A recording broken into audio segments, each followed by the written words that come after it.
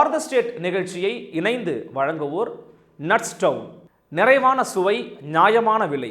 நட்ஸ்டவுன் உங்களுக்காக கீழ்கட்டளை மற்றும் உள்ளகரம் பகுதிகளில் டோர் டெலிவரியே கிடைக்கும். கீழ்கண்ட இந்த எண்ணுக்கு தொடர்பு கொண்டால் உங்களுக்கான சேவையை வழங்க நட்ஸ்டவுன் தயாராக இருக்கிறது.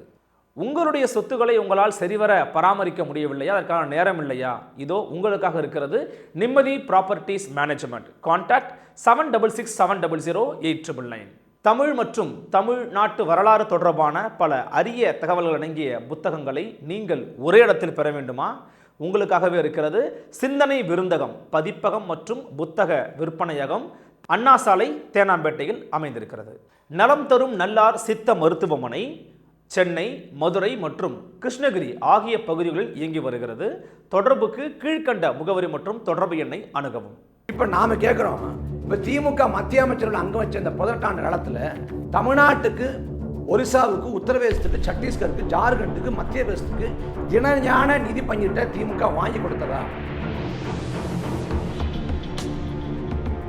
அன்னைக்கு கருணாநிதி ஐயா வந்து தண்டவாளத்தில் வச்சாங்க. இதுக்கு டால்மியாபுரம்ங்கிற ஊர், அந்த ஊர் பேர் வந்து டால்மியாங்கிற வெள்ளக்காரன் பேரில் எப்படி கள்ளக்குடிக்கு பேர் வைக்கலாம் அப்படின்ட்டு அன்னைக்கு கள்ளக்குடி பேரை டால்மியாபுரம் மாற்றக்கூடாதுன்னு வடவர் இருப்பை முன் வச்சு தான் ஐயா கருணாநிதிகள் வந்து தண்டவாளத்தை தலை வச்சாங்க. இன்றைக்கு நாம் தமிழர் உரிமை உரிமை உரிமை என்று முழங்கிக் கொண்டிருக்கிறீர்கள் என்றால் அந்த தட்டில் சோறு இருந்தால் தானே முடியும், சக்தி இருந்தால் தானே நம்மால் சுவாசிக்க முடியும். அதை உணர்ந்து பார்க்க வேண்டும்.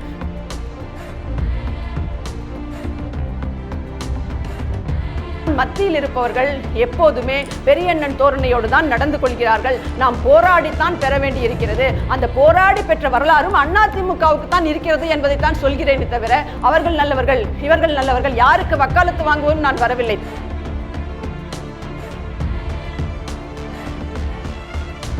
மாநில ஒரு கட்சியாக இருக்கக்கூடிய திமுக தான் முதல்ல மாநில சுயாட்சியை பற்றி பேசின கட்சி. இந்தியாவில் இருக்கக்கூடிய எல்லா அரசியல் கட்சிகளும் இதை பேசணும்.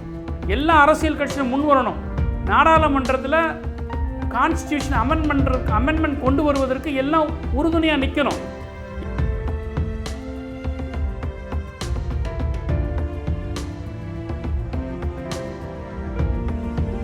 மாநிலத்தினுடைய எல்லைகளை வந்து தீர்மானிக்கிற உரிமை மாநிலத்துக்கு இருக்கான்னு கேட்டார் கார்த்தி. மாநிலத்தினுடைய பேரை மாற்றிக்கிற உரிமையை வந்து தடுக்கிறதுக்கு உரிமை இருக்கான்னு கேட்டார் கார்த்தி. அதையெல்லாம் தான் இன்றைக்கி குரியன் ஜோசப் கமிட்டியில் வந்து இன்றைக்கி சொல்லியிருக்கு. அதை தான் படித்து காட்டினார்.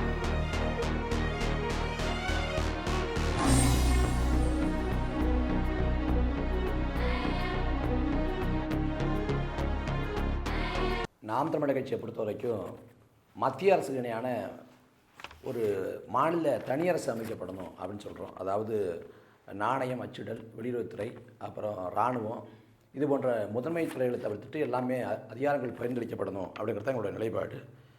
இதில் நான் பேசுகிறப்ப சில செய்திகளை விட்டுட்டேன். அந்த 18 ஆண்டு காலம் மத்திய அமைச்சர்களை திமுக அங்கே வைத்தது அப்படின்னு சொல்கிறப்ப இன்றைக்கி இருக்கக்கூடிய நிலைமை என்னென்னா, ஒரு மாநிலத்தோட பேரை வந்து ஒரு மாநில அரசோட ஒப்புதல் இல்லாமல் மாற்ற முடியுங்கிற நிலைமை இருக்குது. தமிழ்நாடுங்கிற பேரை வந்து தட்சிணா பிரதேசம் நினச்சா மத்திய அரசு மாற்ற முடியும். அதே போல் ஒரு மாநிலத்தோட எல்லைகளையும் வந்து மத்திய அரசு நினச்சா மாநிலத்தோட ஒப்புதல் இல்லாமல் மாற்றி அமைக்க முடியும். அந்த நிலை கூட இதுவரைக்கும் மாற்றம் செய்யப்படலை. அப்போ திமுக வந்து மாநில சுயாட்சி, மாநில தன்னாட்சின்னு பேசினாங்களே ஒழிய செயல்படுத்தலை அப்படிங்கிற குற்றச்சாட்டை வைக்கிறேன். ஒரு பக்கம் வந்து சட்டமன்றத்தில் போடப்படக்கூடிய மசோதாக்களுக்கு ஆளுநர் வந்து ஒப்புதல் தர மாட்டேங்கிறாரு அப்படின்னு நம்ம விமர்சனத்தை வைக்கிறோம், கண்டிக்கிறோம், எதுக்கிறோம். அதே சமயத்தில் மாநில சுயாட்சி பேசுகிற அதே சமயத்தில் உள்ளாட்சியில் தன்னாட்சி பற்றி என்ன நிலைப்பாடு? ஏன்னா உள்ளாட்சி மன்றங்களில் வந்து மசோதா போடுறாங்க. குறிப்பாக சொன்னால் வந்து இந்த பரந்தூரில் வந்து அந்த விமான நிலையம் கூடாது அப்படின்னு உள்ளாட்சி மன்றத்தில் அவங்க மசோதா போடுறாங்க, ஒவ்வொரு ஆண்டும் போடுறாங்க. அப்போ அந்த மசோதாவை வந்து மாநில சுயாட்சி கேட்கக்கூடிய திமுக அரசு மதிக்கலைன்னா காந்தியடிகளோட கோட்பாடு வந்து அதிகாரம் பரவலாக்கப்படணும், உள்ளாட்சி வரைக்கும் போகணுங்கிறது. அப்போ அதில் திமுக கோட்டை விடுது அப்படின்னு சொல்கிறேன். அருகாமையில் புதுச்சேரி அப்படிங்கிற ஒரு ஒன்றிய பிரதேசம் தான், அது மாநிலம் கிடையாது. அந்த ஒன்றிய பிரதேசம் வந்து மாநிலமாக அங்கீகாரம் கேட்டு 16 முறை சட்டமன்றத்தில் தீர்மானம் போட்டிருக்காங்க. அதில் 4 முறை காங்கிரஸ் ஆட்சி காலத்தில், திமுகவோட கூட்டணி ஆட்சி காலத்தில். அப்போ அருகாமையில் இருக்கக்கூடிய ஒரு மாநிலத்துக்கு வந்து மாநில அங்கீகாரம் கூட நீங்கள் கேட்டு பெற்று தரலை. அதே போல் வந்து காஷ்மீரோட மாநில தன்னுரிமையை பறிக்கப்பட்ட போது தொடக்கத்தில் திமுக எதிர்த்தது. நாங்கள் கண்டித்து டெல்லியில் வந்து நாங்கள் போராட்டம் பண்ண போகிறோம் அப்படின்னு அறிவித்தாங்க. ஐயா ஸ்டாலின் கூட போகிற மாதிரி சூழல் இருந்துச்சு. அதுக்கும் பிறகு அந்த நிலைப்பாட்டை ஆதரித்து பாகிஸ்தானை சேர்ந்த வானொலியில் செய்தி வருது, திமுக இது போல் போராட்டம் செய்ய போதுட்டு. அப்போ பாகிஸ்தான்னொன்னே தேச விரோதிகள் அப்படின்னு முத்திரை குத்துருவாங்களோன்னு பயந்தாங்களோ என்னவோ தெரியல. அதுக்கும் பிறகு ஐயா ஸ்டாலின் சென்னையில் பேசுகிறப்ப ஒரு திருமண நிகழ்வில் சொல்கிறாங்க, நாங்கள் காஷ்மீரோட உரிமை பறிப்பை எதிர்க்கலை, அந்த பறிக்கப்பட்ட விதத்தை தான் எதிர்க்கிறோம். அதாவது எதிர்க்கட்சியை முடக்கி சிறைப்படுத்தி இராணுவத்தை குவிச்சு இந்த முறை தான் எதிர்க்கிறோம் ஒழிய பறிக்கப்பட்ட விதத்தை தான் எதிர்க்கிறோம் ஒழிய பறிக்கப்பட்ட முறையை எதிர்க்கலை அப்படின்னாங்க. அப்போ அந்த இடத்துல தொடக்கத்தில் எதிர்த்தாங்க. அதுக்கு பிறகு சென்னையில் ஒரு திருமண நிகழ்வில் ஐயா ஸ்டாலின் தெளிவுபடுத்துறாரு, பறிக்கப்பட்ட விதம் தான் எதிர்க்கிறோம் ஒழிய பறிக்கப்பட்டது இல்லைங்கிறார். அப்புறம் இதில் இந்த வடக்கு வாழுது தெற்கு தேதிங்கிறது அண்ணா காலத்து முழக்கம். அண்ணா காலத்தே வைக்கப்பட்டுச்சு, வடக்கு வாழுது தெற்கு தேதி, இங்கே உள்ள நிதி பங்கிடப்புறம் அவங்க எடுத்துகிட்டு போகிறாங்கன்ட்டு. இப்போ நாம் கேட்குறோம், இப்போ திமுக மத்திய அமைச்சர்கள் அங்கே வச்ச இந்த 18 காலத்தில் தமிழ்நாட்டுக்கு, ஒரிசாவுக்கு, உத்தரப்பிரதேசத்துக்கு, சத்தீஸ்கருக்கு, ஜார்க்கண்டுக்கு, மத்திய பிரதேசத்துக்கு இணையான நிதி பங்கீட்டை திமுக வாங்கி கொடுத்ததா? திமுக வாங்கி கொடுத்தான்னு கூட கேட்க முடியாது. ஏன்னா ஆட்சியே காங்கிரஸ் திமுக கூட்டணி ஆட்சி தான். 2012 காலகட்டத்தில் தானே புயல் அப்போ அன்றைக்கி அதிமுக அரசு நிதி கட்டது 5000 கோடி. ஆனால் அன்னைக்கு காங்கிரஸ் திமுக கூட்டணி அரசு கொடுத்தது வெறும் 700 கோடி. அப்போ இன்னைக்கு பாஜக வஞ்சிக்குன்னு சொல்கிறீங்க, அதுதான் காங்கிரஸும் பண்ணியிருக்கு அப்படிங்கிறது என்னோட பிரதான குற்றச்சாட்டு. அப்புறம் நிறைவாக வடவர் எதிர்ப்பு அப்படிங்கிறத அண்ணா முன் வச்சார். வடவர் நல்லவரும் இல்லை, அவர் நம்மவரும் இல்லை அப்படிங்கிற நிலைக்கு போனார். ஆனால் இன்னைக்கு தமிழ்நாடுங்கிற தமிழர்களின் வரலாற்று தாயகம் வடநாட்டுக்காரங்களோட மிதமிஞ்சிய ஆக்கிரமிப்பால் இன்னைக்கு 1 கோடி, ஏறக்குறைய 1 கோடி வடநாட்டுக்காரங்க எல்லா துறையிலும் நீக்கமர நிறைஞ்சு வர்றாங்க. இது குறித்து திமுகவின் நிலைப்பாடு என்ன? திமுக அந்த வடவர் ஆதிக்கத்தை எதிர்க்குதா ஏற்குதா? அன்னைக்கு கருணாநிதி ஐயா தண்டவாளத்தில் வச்சாங்க. எதுக்கு? டால்மியாபுரம்ங்கிற ஊர், அந்த ஊர் பேர் டால்மியாங்கிற வெள்ளக்காரன் பேரில் எப்படி கள்ளக்குடிக்கு பேர் வைக்கலாம் அப்படின்ட்டு அன்னைக்கு கள்ளக்குடி பேரை டால்மியாபுரம் மாற்றக்கூடாதுன்னு வடவர் எதிர்ப்பை முன் வச்சு தான் ஐயா கருணாநிதிகள் தண்டவாளத்தை தலை வச்சாங்க. ஆனால் இன்றைக்கி வடநாட்டுக்காரங்க மிகுதியாக வர்றாங்க. இல்லை அவங்க ஒட்டிய வயலோடு வர்றாங்க, அவங்க தோல் சுருங்கி வர்றாங்க, எளிய மக்களாக வர்றாங்கன்னா ஆரிய பார்ப்பனர்கள் அன்னைக்கு கைபர் போலான் கணவாய் வழியாக இதே போல தான் வந்தாங்க. அப்போ அந்த வடவர் எதிர்ப்பில் திமுகவின் நிலைப்பாடு என்ன? திமுக எல்லா கேள்வியும் கேட்குறீங்க, இந்த பிஜேபி அதிமுகவெல்லாம் எதுவுமே பேச மாட்டாங்க. பிஜேபி தான் உலகத்துக்கு தெரியுமாங்க. பிஜேபி கோட்பாடு தேசியங்களை ஏற்கக்கூடாது, அவன் இந்து, இந்தியா, அதான் அவன் நிலைப்பாடு. அதிகார குறிப்பு அதிமுக கிட்ட எந்த கொள்கை கோட்பாட்டிலையும் அவங்க உறுதியாக இல்லை. அண்ணாயிசம் நாங்கள் எம்ஜிஆர் அண்ணாயிசம் என்ன இருக்கிற எம்ஜிஆர் சொன்னார், காந்தியிசம், கம்யூனிசம், சோசியலிசம், கேபிட்டலிசம் எல்லா இசம் போட்டால் தான் அண்ணாயிசம்னார். இது அண்ணாவே சொல்லலை. அப்போ அதிமுகவை பொறுத்தவரை அந்த காலத்திலே கொள்கை கோட்பாடை அவங்க உதறி தள்ளிட்டாங்க. முழுக்க தனி மனித பிம்பம் தான். எம்ஜிஆங்கிற தனி மனித பிம்பம், அப்புறம் ஜெயலலிதாமியாங்கிற தனி மனித பிம்பம், இப்போ அதிகார பின்புலம், இதை வச்சு தான் ஓடுது. அவங்க கோட்பாடு கொள்கையெல்லாம் பேசுறதில்லை. பெரியார் கோட்பாடும் பேசுறதில்ல, அண்ணா கோட்பாடும் பேசுறதில்ல, மாநில சுயாட்சின்னு பேசுறதில்ல, மத சார்பின்மைன்னு பேசுறதில்ல, மதவாதம் பேசுறதில்ல, எதுவும் பேசுறதில்லை. அவங்க முழுதுமாக தங்களை அம்பலப்படுத்தி கொண்டாங்க. திமுக கோட்பாடு வேடம் விடுது. இது அண்ணன் சொல்கிறப்ப கூட சொன்னாங்க, இந்த குறைந்தபட்ச செயல் திட்டம் போட்டு கட்டுப்படுத்தாங்க. அது வரலாற்று பிழையான தகவல்.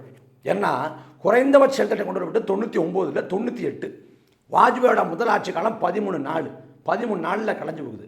கலைஞ்சு போகிறப்ப அன்னைக்கு பாஜக கூடி முடிவெடுக்குது, நாம் மாநில கட்சிகளோட உறவு இல்லாமல் நம்மளால் ஆட்சி அமைக்க முடியாது. அப்போ உள்ளே கொண்டு வரணும்னா குறைந்தபட்சமாக செயல் திட்டம் வகுத்துக்கலாம் முடிவு பண்ணி அன்னைக்கு அப்படி அவங்க வகுத்துக்கிட்டு தான் அந்த காஷ்மீரோட மாநில உரிமை, அப்புறம் ராமர் கோயில், அந்த காமன் சிவில் கோடை தான். அப்படி அவங்க வகுத்து கொண்டு அதிமுக அகாலிதனம் எல்லாத்தையும் சேர்த்துக்கிட்டாங்க. அது 98 99 இல்லை. அப்போ குறைந்தபட்ச செயல் திட்டம் அவங்க கொண்டு வந்தாங்க. நீங்கள் குறைந்தபட்ச செயல் திட்டம் கொண்டு நீங்கள் கட்டுப்படுத்தினா ஒரு வாதத்தை வச்சுட்டா கூட, அப்படி கட்டுப்படுத்தின பாஜகவோடு இல்லாமல் 2004 பாஜக விட்டு ஏன் விலகுனீங்க?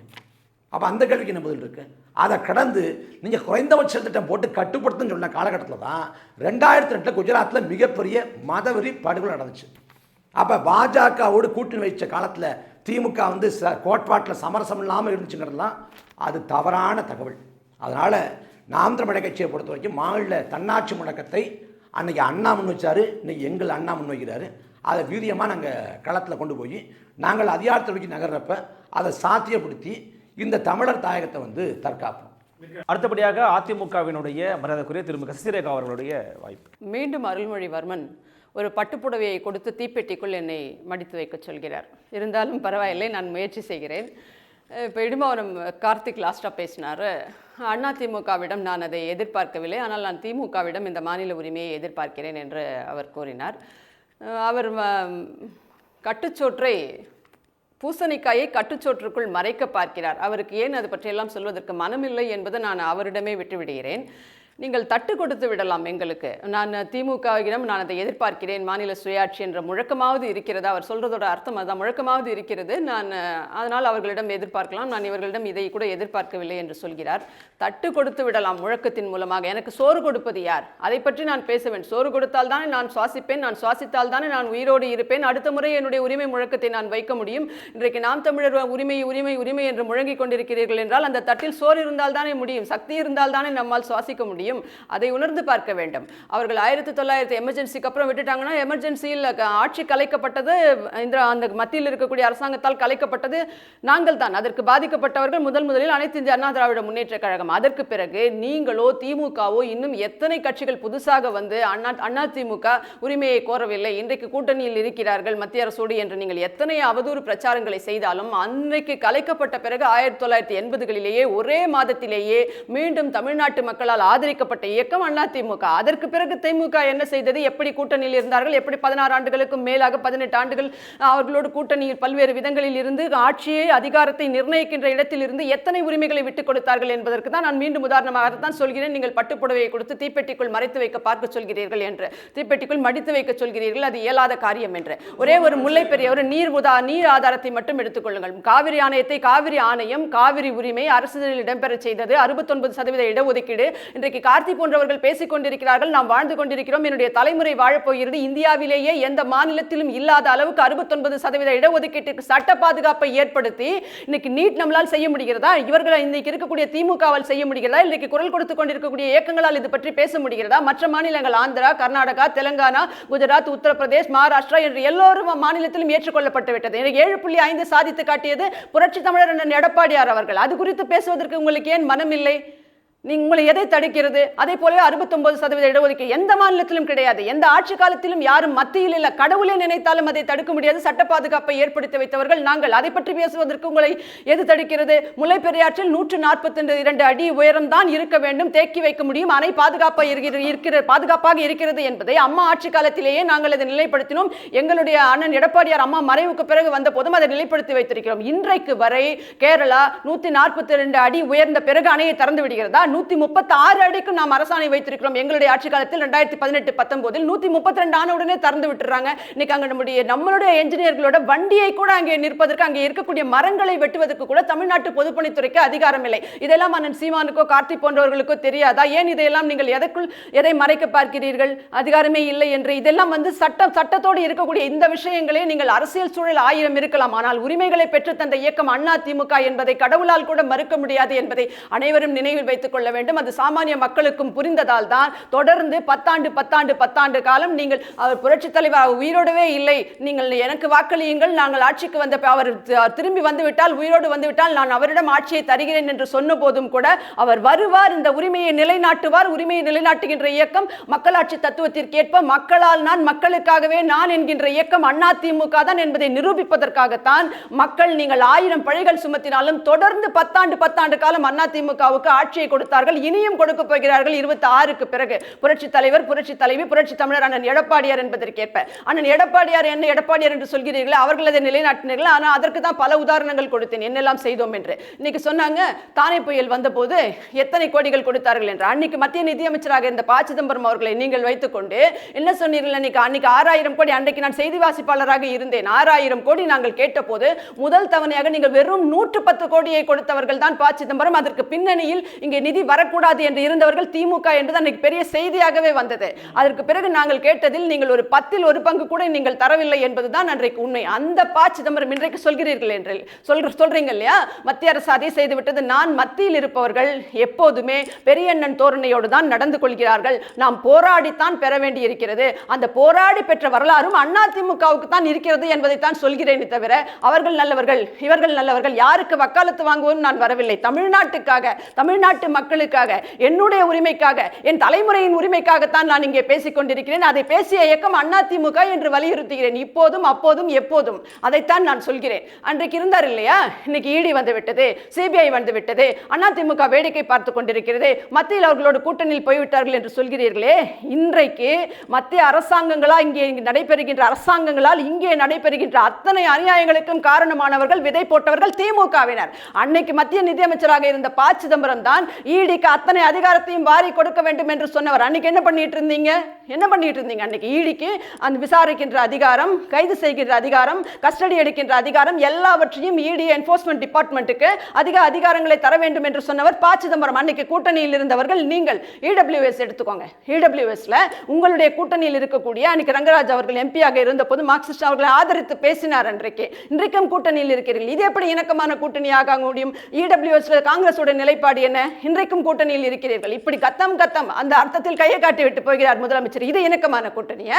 என்ஐஏ அன்றைக்கு ஆதரித்தவர்கள் யார்? ஒரே நாடு யூனிஃபார்ம் சிவில் கோட் வந்த போது, தனிநபர் மசோதா வந்த போது அதை எதிர்த்து வெளியேறியவர்கள், எதிர்த்தவர்கள் திமுக அவையிலேயே இருந்து கொண்டு என்று நான் சொல்லவில்லை. நான் சொன்னால் கூட எதிர்க்கட்சி அரசியல் பேசுகிறேன் என்று சொல்வீர்கள். இணக்கமான கூட்டணி என்று நீங்கள் சொல்லிக் கொண்டிருக்க கைகளை விதவிதமாக காட்டிக் கொண்டிருக்கிறீர்களே.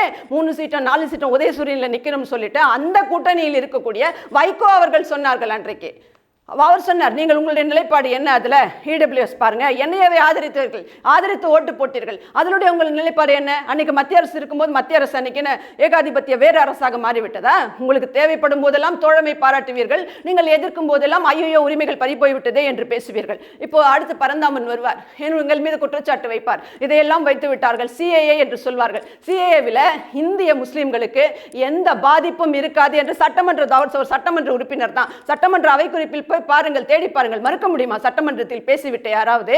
எங்களுடைய சட்ட அமைச்சர்லிருந்து முதலமைச்சர்லிருந்து அத்தனை பேரும் அன்றைக்கு சொன்னார்கள். அடுத்து வேளாண் சட்டம் சொல்வார். வேளாண் சட்டத்தை பொறுத்தவரை இங்கே நமக்கு இடைத்தரகர்களே கிடையாது. ஆந்திராவில் உண்டு, மகாராஷ்டிராவில் உண்டு. சரத்பவார் போன்றவர்கள் ஒரு பெரும் முதலாளிகளாக வேளாண் சட்டத்தில் கையாண்டு கொண்டு ஒரு பெரும் முதலாளிகளாக ஏழை விவசாயிகளை அழிக்கின்ற இடத்தில் கொழித்துக் கொண்டிருக்கிறார்கள் என்பதற்காக கொண்டு வரப்பட்டது. மகாராஷ்டிராவில் இது மத்திய பிரதேசத்தில் அடிமைத்தனமாக தான் இருக்கிறது வேளாண்மை என்பது.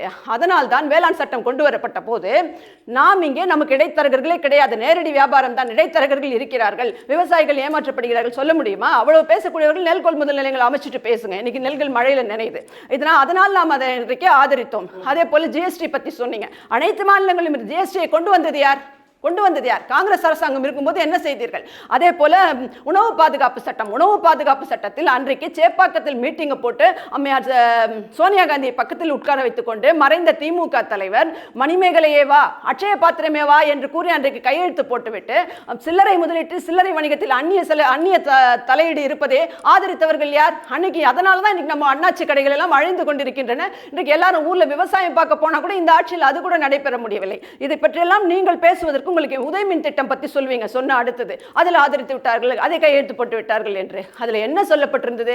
விவசாய நிலங்களில் மின் மீட்டர்கள் பொருத்தக்கூடாது, மாதந்தோறும் அல்லது 3 மாதத்துக்கு ஒரு முறை அந்த ஸ்லாப் ரேட் என்று சொல்லக்கூடிய மின் கட்டணத்தை ஏற்றக்கூடாது. இன்னைக்கு 3 மாசத்துக்கு ஒரு முறை ஏற்றமா?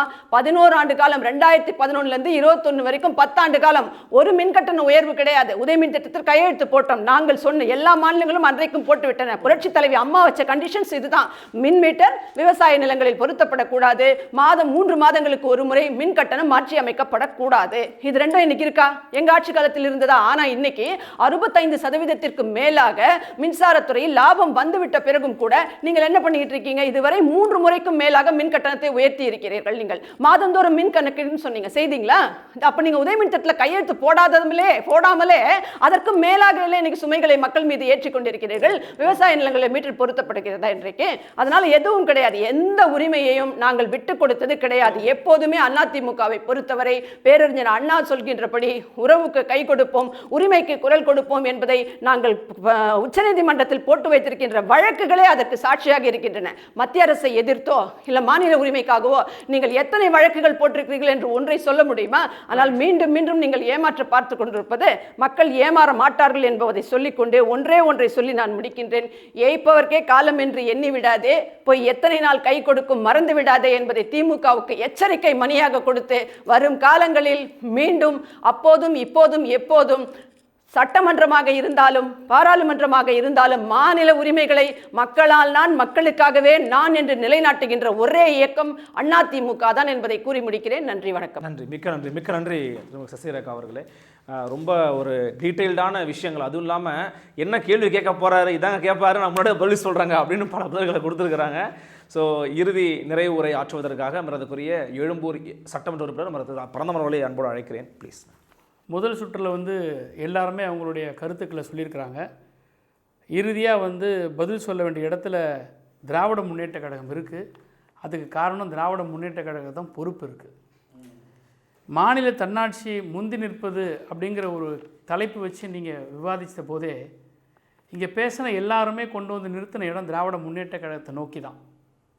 அது அண்ணன் பொன்ராஜா அவர்களாக இருக்கட்டும், அவர்கள் பேசுகிற பொழுது மாண்புமிகு தமிழ்நாட்டினுடைய முதலமைச்சர் அவர்களால் நியமிக்கப்பட்ட குரியன் ஜோசப் கமிட்டியில் சொல்லப்பட்ட ரெக்கமெண்டேஷன் இந்த காலத்தை கடந்து தேவைப்படுகிறது என்பதை உணர்த்துகிற போது திராவிட முன்னேற்ற கழகம் முந்தி நிற்கிறது என்பதை இது பறைசாற்றுகிறது. அடுத்தது தம்பி சகோதரர் கார்த்தி பேசுகிற பொழுது தொடர்ந்து திராவிட முன்னேற்ற கழகத்தை நோக்கி கேள்வி கேட்டே வந்தார். அது பழுத்த மரம் கல்லடிப்படத்தான் செய்யும். அவர் கேள்வி கேட்பது சரி. ஏன் திராவிட முன்னேற்ற கழகத்தை பற்றியே நீங்கள் பேசுகிறீர்கள், அனைத்து இந்திய அண்ணா திராவிட முன்னேற்ற கழகத்தை பற்றி ஒன்றுமே சொல்ல மாட்டீங்களே அப்படின் போது தூக்கி போட்டார் ஒரே வார்த்தை, அவங்களுக்கு கொள்கையும் கிடையாது, ஒன்றுமே கிடையாது, நாங்கள் திமுகவை பார்த்து தான் கேட்க முடியும் அப்படின்னும் போது அப்போ திமுக தான் இந்த தன்னாட்சி கொள்கையில் முந்தி நிற்குதுன்றதை கொள்கை வேடம்னு உங்களையும் சொல்லிட்டாரு. வேடத்துக்கு வரேன். அது திமுக தான் முன்னாடி நிற்குதுங்கிறதுக்கு எல்லோருமே கிட்டத்தட்ட ஒரு ஸ்வானின் ஸ்டேட்மெண்ட்டை தான் கொடுத்துருக்குறாங்கன்ற போது இந்த கொள்கையில் திமுக மட்டும்தான் முன்னின்று நிற்குதுங்கிறதுல ஒரு பெருமையோடு உங்கள் முன்னால் நிற்கிறதுல நான் மகிழ்ச்சி அடைகிறேன். இங்கே பல்வேறு என்னென்ன பட்டியலே போட்டாங்க. சரி, அதாவது எல்லாருடைய பேச்சிலையும் சுருக்கமாக சொல்லணும்னா, நீங்கள் இவ்வளோ காலம் மத்திய அரசில் அங்கம் வதிச்சிங்களே, நீங்கள் என்ன செஞ்சீங்க, ஏன் அந்த டியூரேஷனில் முடிக்கலை அப்படிங்கிற ஒரு கேள்வி தான். ஒட்டுமொத்தமாக எங்கே நிற்குது, அங்கே தான் நிற்குது. ஆட்சியில் பங்கு எடுக்கிற காலகட்டத்தில் ஏன் செய்யலுங்கிற கேள்வி என்பது ஆட்சியில் இருக்கும்போது அன்றன்றைக்கு நாட்டில் முன்னால் இருக்கக்கூடிய பிரச்சனைகள், அரசின் தேவைகள், மாநிலத்தின் தேவைகள் என்பதை நெகோஷியேட் பண்ணி பெற வேண்டிய ஒரு இடத்துல ஆட்சியாளர் இருக்காங்க. அது அதிமுக இருந்தாலும் சரி, திமுக இருந்தாலும் சரி, ஆட்சியில் இருக்குது.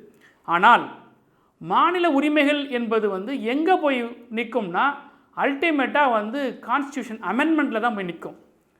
நிதியை பெற்றுக் கொடுத்ததா மற்ற மாநிலங்களுக்கெல்லாம் அப்படின்னு கார்த்தி பேசினார். மற்ற மாநிலங்களுக்கு நிதியை எப்படி திமுக பெற்றுக் கொடுக்க முடியும்? மாநில ஒரு கட்சியாக இருக்கக்கூடிய திமுக தான் முதல்ல மாநில சுயாட்சியை பற்றி பேசின கட்சி. இந்தியாவில் இருக்கக்கூடிய எல்லா அரசியல் கட்சிகளும் இதை பேசணும். எல்லா அரசியல் கட்சிகளும் முன் வரணும். நாடாளுமன்றத்தில் கான்ஸ்டியூஷன் அமெண்ட்மெண்ட் கொண்டு வருவதற்கு எல்லாம் உறுதுணையாக நிற்கணும். இங்கே ஒரு உதாரணத்துக்கு கூட நான் பல விஷயங்களை நான் டச் பண்ண வேணாம்னு நினைக்கிறேன். சிஏ ஒரு எக்ஸாம்பிள் எடுத்துங்க, சிஏ சட்டத்தை எடுத்துங்க, அல்லது வேளாண்மை 3 வேளாண்மை சட்டத்தை எடுத்துங்க. தமிழ்நாட்டில் இருக்கக்கூடிய எல்லா அரசியல் கட்சிகளுடைய குரல் ஒரு நிலையில் இருக்குது, ஆனால் அதிமுகவோட நிலைப்பாடு வேறு இடத்துல இருக்குது. எங்கே அப்போ நீங்கள் இவங்க இப்படிப்பட்ட அரசியல் கட்சிகளை வச்சுக்கிட்டு எப்படி நீங்கள் கான்ஸ்டியூஷன் அமெண்ட்மெண்ட்டை ஒரு நேர்கோட்டில் கொண்டு வர முடியும்? ஆக அதனால தான் இப்போது இந்த ரெக்கமெண்டேஷன்ஸை வரிசையாக படித்தார் அண்ணன் பொன்ராஜ் அவர்கள். அந்த ரெக்கமெண்டேஷன்ஸுடைய வரிசையாக படித்தது தான் கார்த்தியோட வாதத்துக்கான பதிலும் கூட. நாளைக்கே மாநில சுயாட்சியை பெற முடியாத காரணம் கான்ஸ்டியூஷன் அமெண்ட் பண்ணி கொண்டாட முடியுது சாத்தியம் இப்போதைக்கு கிடையாது. எல்லாம் எந்த கட்சியும் ஒத்து வரல. மாநிலத்தினுடைய எல்லைகளை தீர்மானிக்கிற உரிமை மாநிலத்துக்கு இருக்கான்னு கேட்டார் கார்த்தி. மாநிலத்தினுடைய பேரை மாற்றிக்கிற உரிமையை தடுக்கிறதுக்கு உரிமை இருக்கான்னு கேட்டார் கார்த்தி. அதையெல்லாம் தான் இன்றைக்கி குரியன் ஜோசப் கமிட்டியில் இன்றைக்கி சொல்லியிருக்கு. அதை தான் படித்து காட்டினார். ஸோ திமுக என்ன செய்ததுன்னா, நான் முன்னாடியே சொன்னது ஒரு தொடர் நடவடிக்கை தான். அந்த காலகட்டத்திலேருந்து பேசி அமைதியாக போய் வீட்டில் போய் படுத்துக்கல. எப்பப்பெல்லாம் நாம் எதிர்கட்சியாக இருக்கும்போது வலியுறுத்துகிற ஒன்று, ஆளுங்கட்சியாக இருக்கும்போது பங்கு பெற்று செய்யக்கூடியது என்ன செஞ்ச பங்கு பெற்று காவிரி நதி பிரச்சனை பற்றி பேசுகிறாங்க. காலங்காலமாக இருக்கிற பிரச்சனை, இடைக்கால தீர்ப்பு கொண்டு வந்தது எப்படி? இன்டர்ஸ்டேட் ரிலேஷன்ஷிப்புக்காக ஒரு கமிட்டியை உருவாக்கினது எப்படி? விபி சிங் கவர்மெண்ட்டில் தான் கொண்டு வந்தோம். இது எங்கே?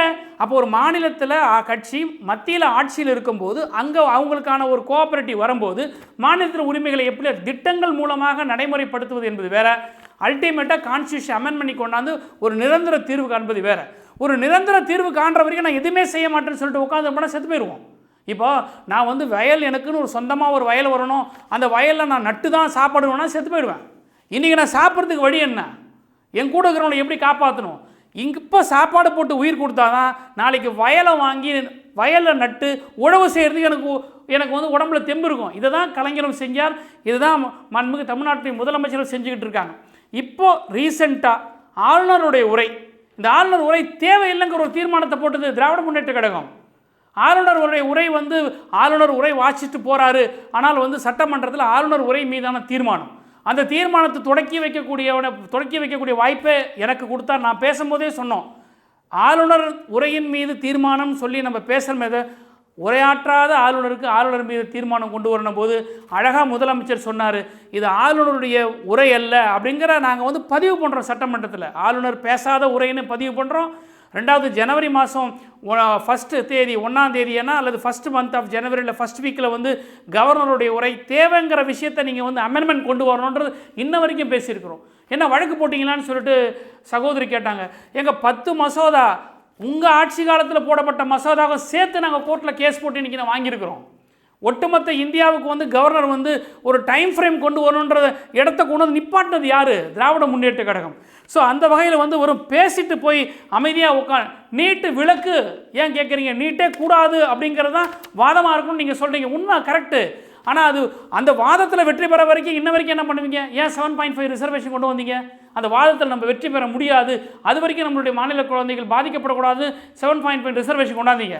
ஆனால் நீங்கள் கொண்டு வந்த 7.5 reservation only for medical councils இருக்கிறத எல்லா ப்ரொஃபஷனல் காலேஜுக்கு கொண்டு வந்து திராவிட முன்னேற்ற கழகம் எப்படி இதை டெவலப் பண்ணி கொண்டு போனோம் தான் இருக்க முடியுமே தவிர அரசியல் கட்சிகள் அதை அங்கேயே போட்டு சுருங்கிடக்கூடாது. இல்லை, முக்கியமாக இன்னொன்று கேட்டாங்க, கவர்மெண்ட் எய்டட் ஸ்கூல்ஸுக்கும் நீங்கள் கொடுத்துட்டு அல்ல சகோதரி உயர்த்தி இருக்கலாம்னு சொன்னாங்களே, அது உங்களால் முடியும்ல, ஏன் பண்ணல? 4.5 ஆண்டு ஆட்சியில் சகோதரிக்கு வந்து அது தெரியாமல் இருக்கலாம். 7.5 ரிசர்வேஷனை வந்து ஏடிஎம்கே கொண்டு வந்ததை திராவிட முன்னேற்ற கழகம் இன்றைக்கி வந்த பிறகு எய்டட் ஸ்கூலுக்கும் கொண்டு வந்துட்டாங்க. மெடிக்கல் காலேஜ் அட்மிஷன் மட்டுமே கொண்டு வரப்பட்ட அந்த 7.5 இன்றைக்கி எல்லா ப்ரொஃபஷனல் கோர்சஸும் கொண்டு வந்தாச்சு. 7.5 உயர்த்தலை, 8.5 உயர்த்தலை, 9 உயர்த்தலை, 10 உயர்த்தலை. நீங்கள் சொன்ன உயர்த்துவது என்பது வந்து நம்மளுடைய ரிசர்வேஷன் விஷயத்தை வந்து காலங்காலமாக கொண்டு வரக்கூடிய விஷயங்கள் தான். நம்மளுடைய அல்டிமேட் என்னங்கிறது வந்து நீட்டை வந்து மொத்தமாகவே நான் ஸ்டக் டவுன் பண்ணோம். மாநில பட்டியலை கொண்டு வாங்க தான் எங்களுடைய தேர்தல் அறிக்கை. நான் கேட்குறேன், இப்போது நாம் தமிழர் இயக்கம் போராடுது, மேடை போட்டு தான் பேச முடியும். சட்டமன்றத்துக்குள்ளே வரல, அவங்க நாடாளுமன்றத்துக்குள்ளே வரல. ஆனால் அதே வந்து பாட்டாளி மக்கள் கட்சி வந்து பட்ஜெட்டே போட முடியலன்னா ஒரு நிழல் பட்ஜெட்னு ஒன்று சமைப்பிறான். நான் கேட்குறேன், நாம் தமிழர் அண்ணன் சீமான் எந்த குழுவை போட்டு மாநில உரிமைகளுக்காக ஒரு ரெக்கமெண்டேஷன்ஸ் கொடுத்துருக்கிறாரு? என்ன மத்திய மாநில உறவுகளை பற்றி ஆராய்வதற்கான ஒரு தரவுகளை கொடுத்துருக்கிறார்? மேடை போட்டு யார் வேணால் பேசிடலாம், விரல் நீட்டு கேட்கறதுல ஈஸியாக இருக்கலாம், அது தப்புன்னு சொல்லலை. ஆனால் இதை செஞ்சிருக்கிற திராவிட முன்னேற்ற கழகம்ங்கிறது தான் நாங்கள் இந்த இடத்துல முன்னெடுத்தோம். 2வது வந்து கார்த்தி வடவர்களுடைய ஆதிக்கத்துக்கு வந்து நீங்கள் என்ன திமுக பேசுறதுன்றீங்க. திராவிட முன்னேற்ற கழகம் இப்போ நாங்கள் ஆட்சிக்கு வந்த பிறகு தமிழ் பேப்பரை கொண்டாயமாக ஆக்கியிருக்கிறோம். அதில் பாஸ் பண்ணுறவங்க தான் இன்றைக்கி அரசு வேலையில் கொண்டு வர முடியுன்ற ஒரு திட்டத்தை கொண்டு வந்திருக்கோம். அதுக்காக வந்து ஒட்டுமொத்த அன்ஆர்கனைஸ் செக்டார்ஸ்லையும் நாம் வந்து யாருமே இங்கே வரக்கூடாது அப்படின்னு பேசுறது அது தமிழ் தேசியம். அது நடைமுறைக்கு இன்றைக்கி சாத்தியம் இல்லை. அது மாப்போசியை கைவிட்டுட்டாரு, அது அவங்களுக்கே தெரியும். கைவிடப்பட்ட கொள்கை அன்றைக்கி பேசிகிட்டு இருக்காங்க. இந்திய அரசியலமைப்பு சட்டம் சுதந்திர இந்தியா 1950க்கு அப்புறம் நாம் எப்படி பேச முடியும்? ஒரு ஃபண்டமெண்டல் ரைட் இருக்குது கான்ஸ்டியூஷனில். அவன் வடவராக இருந்தால் கூட அவனுக்கு உண்டான ஃபண்டமெண்டல் ரைட்டை கொடுத்தாகணும். இன்றைக்கி மைக்ரேஷன் தொழிலாளர்களை வந்து கண்காணிக்கிற பொறுப்பு மாநில அரசு இருக்குது. எது சட்டத்துக்கு உட்பட்டு அரசியலமைப்புக்கு இன்றைக்கி எதை நம்ம கவர்ன் பண்ணதோ அதுக்குள்ளே நின்று ஆடுது திமுக. வெற்றி கல்றது திமுக. வெற்று அரசியலுக்காக நாங்கள் வந்து கூப்பாடு போடலை. ஆனால் ஒரு பிரதான எதிர்க்கட்சியாக இருக்கக்கூடிய எடப்பாடி பழனிசாமி அவர்கள் அண்மையில் நடந்த சட்டமன்ற கூட்டத்தொடரில் கூட மாநில சுயாட்சிக்கு ஆதரவாக கொண்டு வரக்கூடிய வாதங்களையும் விவாதங்களையும் தீர்மானங்களையும் வெளிநடப்பு செய்கிற எட்டப்பர் எடப்பாடியாகத்தான் இருக்கிறார் தவிர தமிழ்நாட்டிற்கான தமிழர் பச்சை தமிழர் எடப்பாடியாக இல்லை என்பதுதான் வருத்தம். உங்களுடைய ஒரு கேள்வி ஆரம்பத்தில் வச்சிங்க, இந்த தலைப்பு, இந்த மையப்புள்ளி 2020-26 தேர்தலுக்கு தேவைப்படுதா? இது எதுக்காக பயன்படுதா? இல்லை. 2026 தேர்தலை மட்டுமே நோக்கி போகக்கூடிய திராவிட முன்னேற்றம் இல்லை. இவங்க சசிரேகா அம்மையார் பேசும்போது கூட வந்து அரசியல் ரீதியாக தான் அட்டாக் பண்ணாங்களே தவிர, ஆனால் மாநில சுயாட்சிக்காக என்ன பண்ணன்றது அவங்களால பேசலை. ஏன்னா அவங்கக்கிட்ட இல்லை. ஆனால் 26 நீங்கள் 31 இருக்கட்டும், இன்னும் 50 இருந்தாகட்டும், இது தேர்தல்கள் எல்லாம் தாண்டி மாநில உரிமை என்பது என்றைக்கு நிலைநாட்டப்படுகிறதோ அன்றை வரை இந்த பொருள் தேவை தமிழ்நாட்டில் இருக்கிறது. அதுவரை திராவிட முன்னேற்ற கழகம் குரல் கொடுக்கும், போராடும், வெற்றி பெறும். அதனால்தான் சொன்னால் தமிழ்நாட்டினுடைய முதலமைச்சர் அவர்கள் இந்த தேர்தல் களம் என்பது வெறும் 2 கூட்டணி அரசியல் கட்சிகளுக்கான அல்ல, தமிழ்நாட்டிற்கும் டெல்லிக்குமான ஒரு தேர்தல் என்று நாங்கள் அதை நோக்கி போயிருக்கிறோம். எனவே வாய்ப்புக்கு நன்றி பாராட்டி விடைபெறுகிறேன். வணக்கம்.